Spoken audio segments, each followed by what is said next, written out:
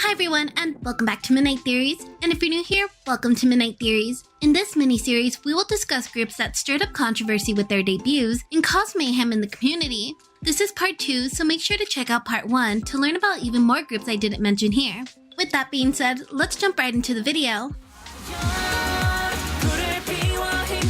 K-pop idols are held to a high standard, ranging from their vocal abilities, dance skills, engaging personalities, all the way to their appearance. It's almost as if these artists are no longer seen as human once they enter the industry, but rather a perfectly packaged product. And if you're anything less than, there will be hidden faces in the sea of K-pop fans, specifically online, that will try to tear you down and destroy your self-worth.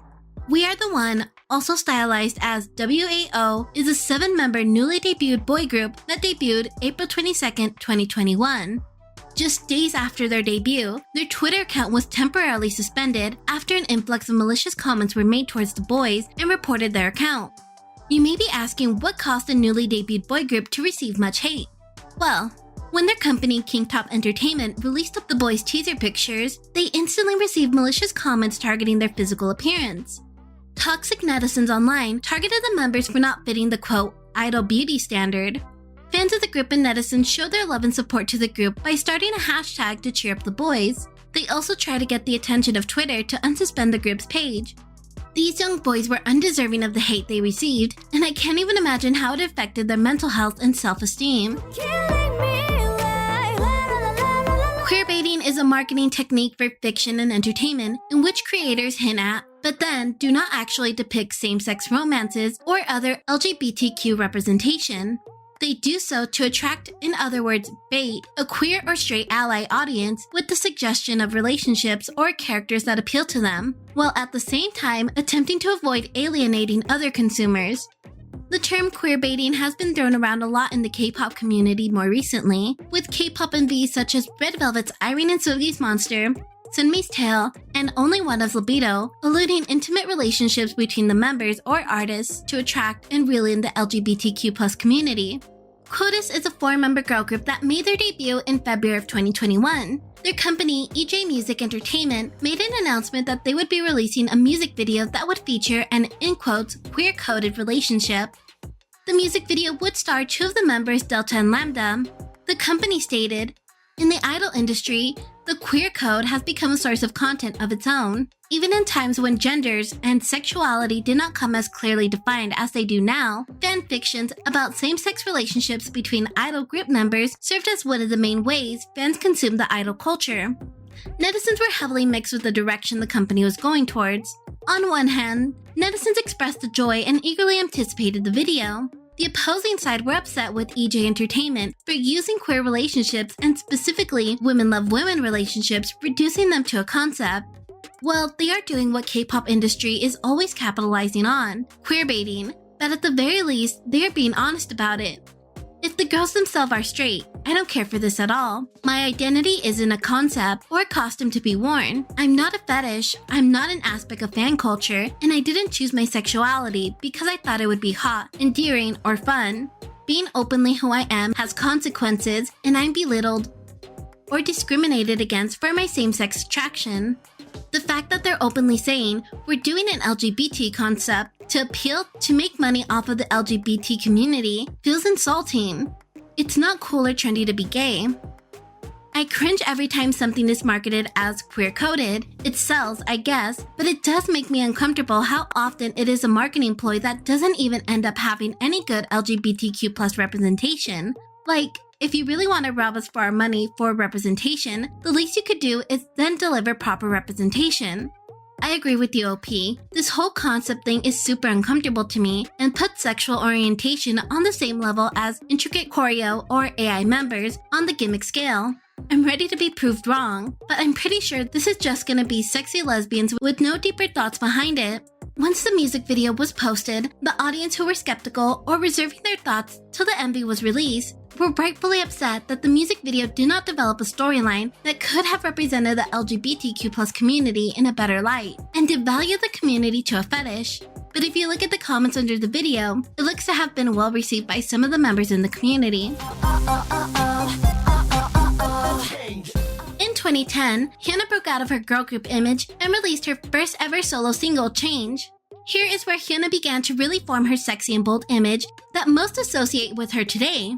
The music video was flagged with a 19+ rating for being deemed inappropriate for minors. Cube Entertainment released a statement that would re-edit the music video and submit it for approval. Even with the setback, Change was able to chart high on the music chart and sold over 2 million copies.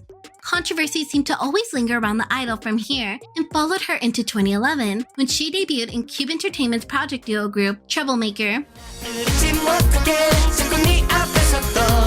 Troublemaker was a one male and one female act under Cube Entertainment. The pair were invited to perform at the 2011 MAMA to promote their album and tease the crowd with their upcoming debut. The performance shocked the crowd when the duo shared what looked like to be an intimate kiss in the middle of their performance. This onstage kiss caused an uproar amongst the fans of both idols and cried out for an apology. They felt betrayed that their beloved idols were in a relationship and it destroyed the Idol X fan facade. Cube Entertainment were forced to release a public statement, which stated the kiss was not lip to lip, but actually lip to cheek. The duo eventually released their song Troublemaker, and it became an instant hit overall, but controversy still lingered around their debut. The duo's music show performances were heavily criticized for their suggestive choreography. Cube Entertainment were forced into a corner once again and had to alter the choreography for the remainder of their promotions.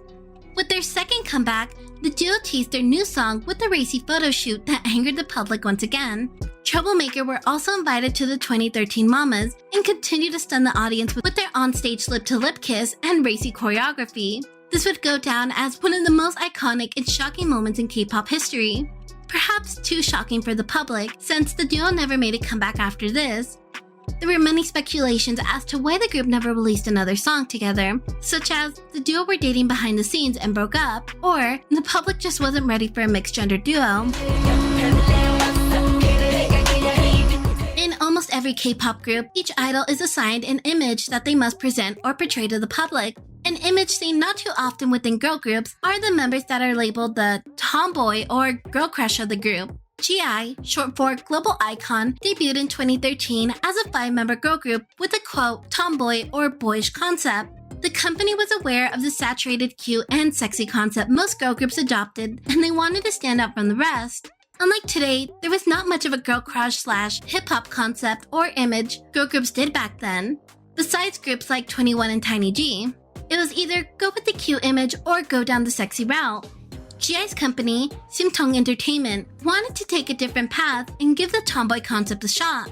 The members all wore dark attire with loud patterns and chains and paired it with short hair, replicating the typical second-gen boy group look and giving off that stereotypical boyish tomboy appearance. In an interview, one of the members, HyunA, admitted that the president of the company initially wanted to form a boy group, but there was change in the process and later switched to training their female trainees to debut with such a concept.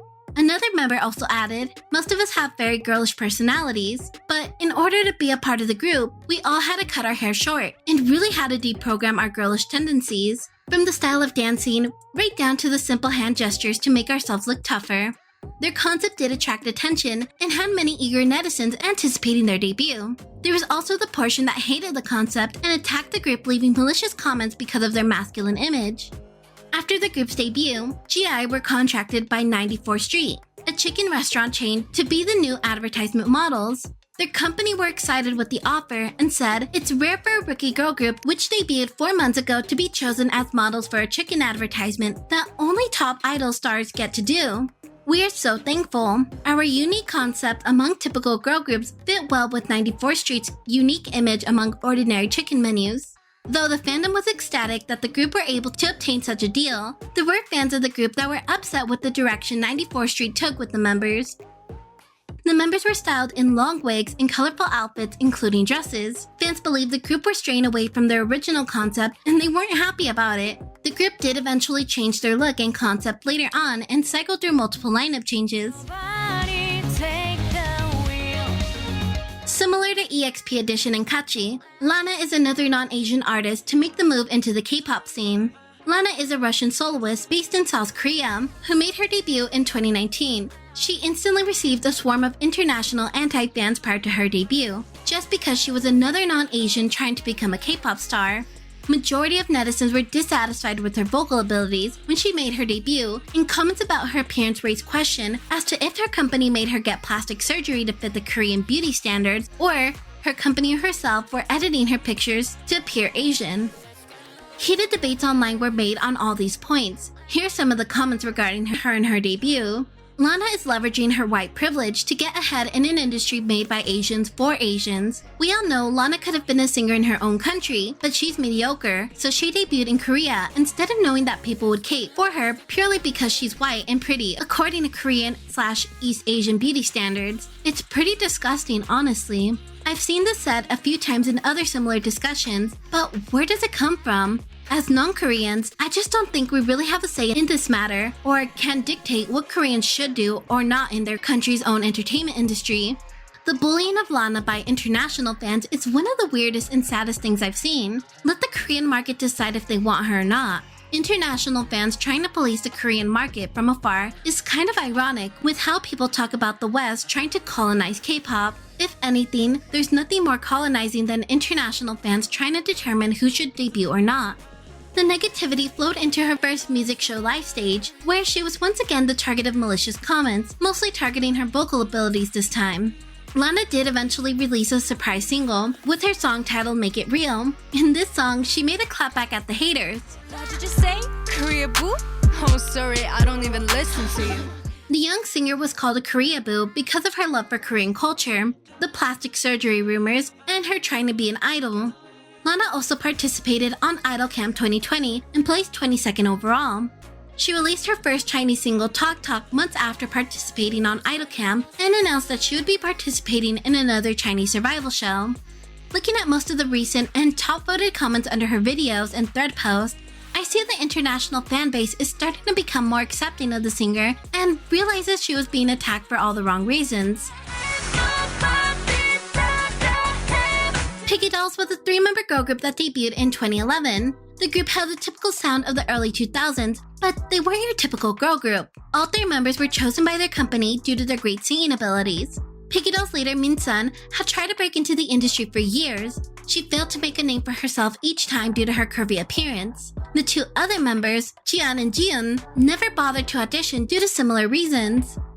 The Piggy Doll members were all curvy women, and their entire concept was to spread body positivity and promote self-love, and their debut song did just that. The company told them that as long as they had their vocal talent, that their appearance shouldn't matter. Even though their concept was all about positivity, they received anything but that. The forums were full of disapproving netizens that criticized their concept. Netizens thought the girls were promoting unhealthy lifestyles and were heavily body-shamed. In interviews, the girls tried to show off that the crude jokes and offensive comments didn't get to them. An anti-fan would joke in the forums that the girls could break the stage due to their combined weight. Piggy Dolls tried to make light of the situation and even joked about it. Our heels break by the end of each performance. We probably have a box full of heels that are broken. Recently, we jumped slightly on stage, which caused the floor to cave in a bit. 6 months after their debut, the girls released their new single and album. This comeback, the trio looked extremely different. All 3 members lost a significant amount of weight, in total of 114 pounds altogether. Once again, the girls were hit with backlash, and it wasn't just from their anti-fans this time, but as well as their small fan base that they grew. Their fans were disappointed with their dramatic weight loss because they felt the girls weren't living up to the message they were trying to promote. Even with their weight loss, there were still netizens and trolls that called the girls overweight and saying they did not fit the idol image. After this comeback, their company ended up completely redoing the lineup, and Piggy Dolls was made up of entirely new members. This extreme change hit the fanbase hard, and they protested against the new lineup, leading Piggy Dolls to their disbandment. There's only so much you can do to attract the public's attention to make your group stand out. What are your thoughts on any of these debuts? Also, would you be interested in a deep dive video hearing full stories behind any of these groups? As well as leave suggestions for part 3. Leave all your thoughts in the comments down below. And as always, thank you for watching and enjoy your stay.